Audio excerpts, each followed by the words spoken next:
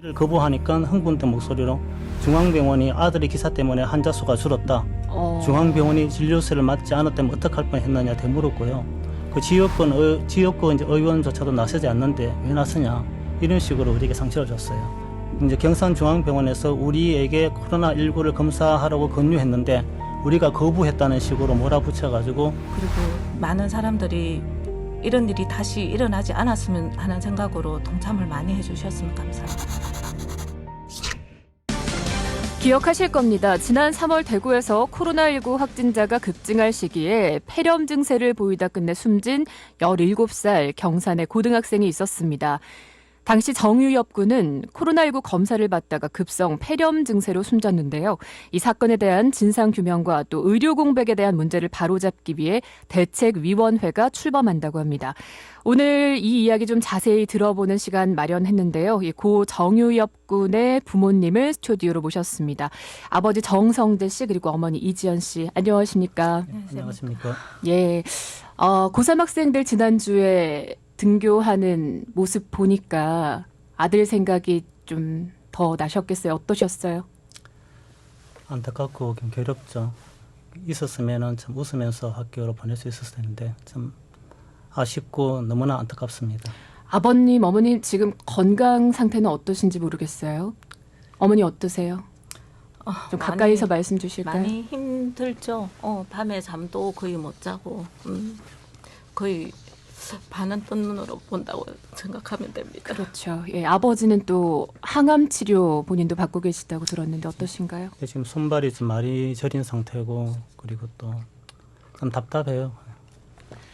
어려운 이야기를 또 다시 꺼내게 저희가 또 스튜디오로 모셨는데 아무래도 또 지금 하시고 있는 중요한 일이 있기 때문에 우리 청취자들이 좀 아시면 좋을 것 같아서 또 모셨습니다. 일단 좀 담담하게 그 당시 이야기를 좀 듣고 싶은데 어려운 이야기겠지만 3월 18일이었죠. 정유엽 군이 영남대병원에 숨진 날짜가.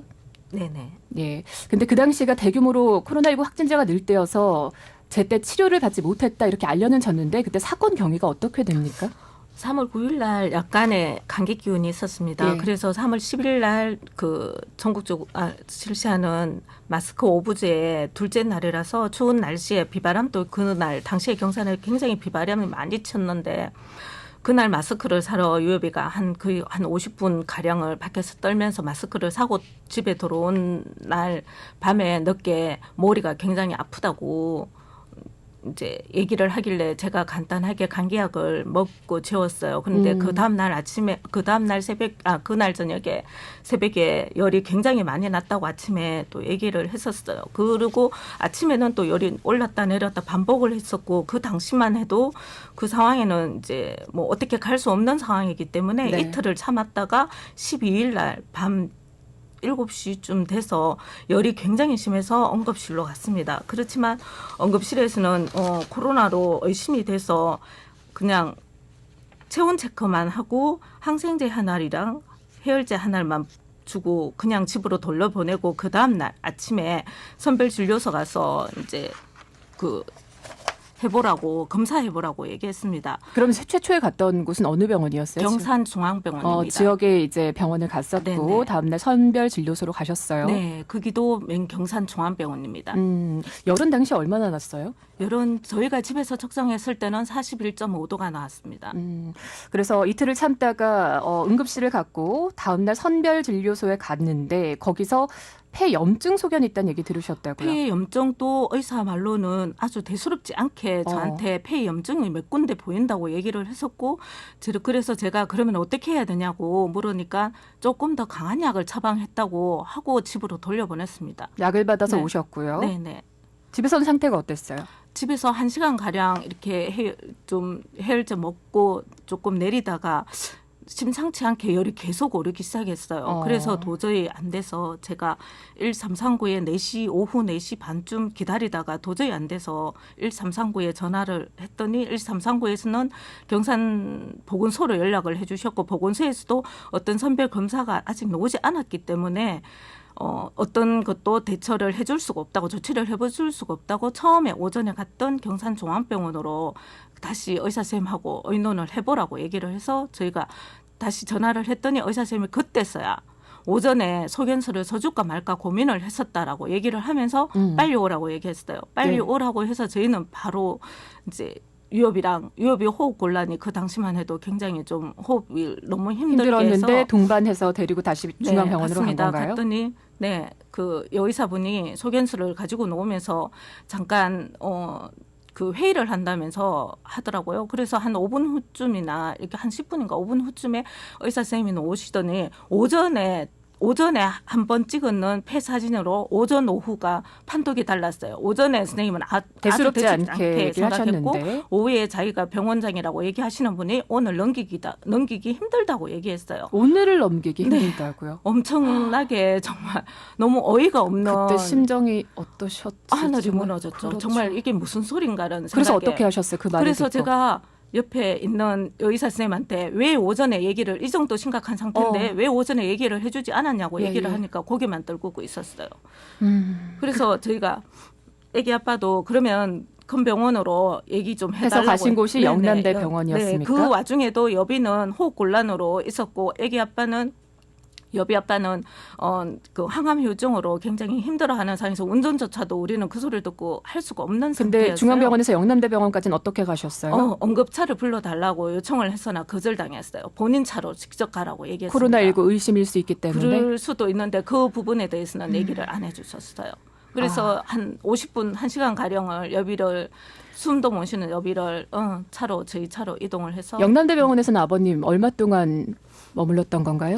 5일 동안 있었죠. 영남대병원에서. 예, 예. 그리고 결국에는 영남대병원에서 밖으로 나오지 못하고 또 아들을 떠나 보내셨습니다. 근데 정유엽 군이 사실 그전에는 기저질환도 없고 건강한 네. 상태였나요? 달리기도 잘하고 몸은 좀 가늘었지만 힘도 굉장히 좋았어요. 그래서 뭐 축구도 이렇게 열심히 잘하고 이렇게 평소에 운동을 상당히 좋아했습니다. 정말 황망하셨겠어요. 예, 예. 그러면 사망 원인은 폐렴으로 결론이 난 거고요. 그렇죠. 급성 폐렴으로 인한 호흡 부전입니다. 경산중앙병원과 영남대병원에서는 정유엽 군 사망 후에 뭐라고 얘기하던가요? 경산중앙병원에서는 연락 한 번 없었고요. 영남대병원에서도 저희가 요청한 해담 시 그 응급실에서 담당했던 의사분은 아무도 나오시지 않고 다른 두 분이 나와서 그냥 최선을 다했다는 해명만 들었습니다. 병원 측에서 과실이 있다 이렇게 보시는 네, 당연하죠. 거죠. 어떤 부분인가요? 경산중앙병원에서는 응급실 내원 당시 체온 측정 외에는 아무 기본적인 바이탈 검사도 하지 않았고요. 예. 그리고 기록도 하지 않은 만큼 무관심했다는 거예요. 그리고 그 시각 경산의 다른 3명 병원에서 10시까지 선별진료소를 운영했는데도 그걸 알려주지 않아서 그때 당시 검사를 못 맡았습니다. 그래서 선별진료소 방문 시에는 고열에 이제 폐렴이 발견되었는데도 그때 온도가 40.5도였거든요. 대처가 너무 미흡했고 소극적이었다고 생각하고요. 그리고 구급차 이용해서도 영남대 병원까지 가는데 1시간 가량이라도 산소호흡기를 했으면은 이유비가 좀 덜 괴롭고 치료하기 훨씬 좋았을 거라 생각이 근데 들어요. 아버님이 항암 그렇죠. 후유증으로 손 떨림이 있는데도 그렇죠. 다급한 마음으로 직접 운전을 해서 호흡기도 없이 간 예, 거군요. 그렇죠. 영남대병원은 어떻습니까? 영남대 병원에서 이제 코로나 검사를 횟수를 13번을 했다고 하던데 2번까지는 이해하겠는데 더 이상의 검사는 좀 과도한 검사가 아니었나 생각이 들거든요. 음성이 나왔다면 빨리 방향을 바꾸어가지고 이게 처치를 했어야 되는데 유비가 숨을 거두는 순간까지도 코로나19라고 99% 확신한다고 좋아서 이렇게 박수치는 모습을 보니까 참 안타까웠죠. 하지만 병원 측에서는 과실 없다고 주장하는 상황인 거고 부모님은 이 답답한 마음으로 진상을 밝히기 위해서 우리 아들이 원인이라도 알아야 된다 하는 마음으로 지금 진상조사 또 의료공백 대책 마련 법 제정 요구하고 계시죠, 아버님? 네, 그렇죠. 경산시 의회 도움을 좀 청했다고 들었습니다. 아무래도 법안 마련이라는 게 개인의 힘으로 할 수 있는 것은 아니다 보니까요. 그 얘기 좀 들려주실까요? 네. 4월 11일 그러니까 임시회계 중 경산시 의장을 찾아가가지고 시의회 차원의 도움을 요청했고 하니까 의원들과 상의하겠다 그랬거든요. 예. 그런데 14일 의원들과 상의도 없이 법 테두리 안에서 할 수 있는 것이 없다 해가지고 의원님과 다시 회의를 해달라고 다시 요청을 했었어요. 그 15일 회의 시작하기 전에 의원 휴게실에서 10분 간담회 형식으로 넘어가려 했는 것을 다른 의원들이 항의하셔가지고 이제 본격적으로 안건으로 다루어진 걸로 알고 있습니다. 그리고 저희들이 국무총리에게 보낼 탄원서를 작성하고 그 시의원분들께 이제 참여해 주실 것을 요청하면서 지금까지 오게 됐고 이후에 이제 인권 변호사인 경주에 이제 권윤국 변호사를 만나면서 본격적으로 중앙하고 연결되게 된 것입니다. 정말 아직 꽃다운 아들을 병원을 전전하다 떠나보낸 것도 정말 말할 수 없이 속상한데 또 이 의회를 상대하는 과정에서 오히려 요즘 더 스트레스 아버님 많이 받으셨다고 들었습니다. 정말 부분이에요? 참담했습니다. 왜 그렇죠? 4월 22일 저희 시의회 의장과 면담을 하게 됐는데요. 여기에서 이제 우리가 탄원서 서명의 의미라고 하는 것은 시의회 차원에서 공식적인 참여와 행동을 뜻하는 것입니다. 그 시의원 과반수 이상 찬성할 경우에 시장의 사과와 더불어 가지고 각 항공사에도 적극적으로 도움을 요청할 수 있는 요청해서 확대한다는 그런 의미였었거든요. 예. 그런데 의장은 탄원서에 중앙병원을 언급하지 않으면 서명하면 돕겠다 하였고 이제 이를 거부하니까 흥분된 목소리로 중앙병원이 아들의 기사 때문에 환자 수가 줄었다. 중앙병원이 진료세를 맞지 않았다면 어떡할 뻔했느냐 되물었고요.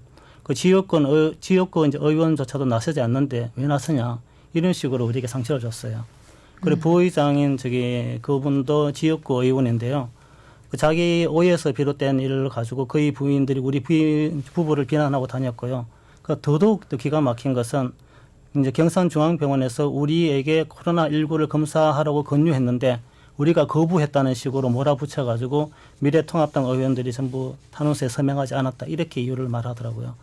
그 15명의 시의원 중에서 미래통합당 의원 8명이 반대해가지고 시의회 차원의 대책은 포기하게 되었고 그리고 미래통합당 의원 8명은 어떠한 위로의 연락도 한 번도 없었어요. 위로도 없이 그렇고, 상처를 받으셨고. 그렇죠. 중앙병원의 일에 관해서도 사실 확인조차 전화조차 한 번 안 했습니다. 그 진짜 민심을 외면하는 경산의 이러한 일들이 이제 미래통합당 지도부에서도 알고 계신지 한번 묻고 싶어요. 그럼에도 불구하고 이렇게 정유여법 제정해야 된다 이런 주장을 하고 계십니다. 어머니 어떤 내용이 좀 담기면 좋겠습니까? 아버님 말씀 주시겠어요? 정유여법 이런 내용 꼭 담겼으면 좋겠다. 첫 번째로 질병 발생 시에 유기적으로 작동할 수 있는 중앙정부와 시군별로 컨트롤 타워가 빨리 가동되어서 질병 감염 환자와 일반 환자들도 정상적인 치료가 빨리 이루어질 수 있도록 체계화된 시스템 구축이 필요합니다. 그 두 번째로는 아프면 열이 나는 것이 정상입니다. 이런 환자들이 소화되지 않도록 질병 전문 병원이 전국에 설립되었으면 하고 평상시에는 일반 환자를 진료하고 질병 발생 시에는 제 역할을 할 수 있는 시스템이 가동됐으면 좋겠습니다. 네, 마지막으로 어머니 오늘 유여비 일로 이렇게 방송에 나오셨는데 하시고 싶은 말씀 있으실까요? 저는 이렇게 진리는 이렇게 머리로 생각하는 게 아니고 마음으로 읽는다고 했습니다. 근데 이번 저희 유여비의 사건은 머리로 생각하기 전에 마음으로 먼저 이렇게 다 함께 알아줬으면 좋겠고 그리고 많은 사람들이 이런 일이 다시 일어나지 않았으면 하는 생각으로 동참을 많이 해주셨으면 감사합니다. 네, 의료 공백으로 아들을 잃은 그 마음이 방송 짧은 시간이나마 전달됐길 바랍니다. 어려운 시간 내주셔서 고맙습니다. 두 분 감사합니다. 네, 감사합니다. 네, 감사합니다.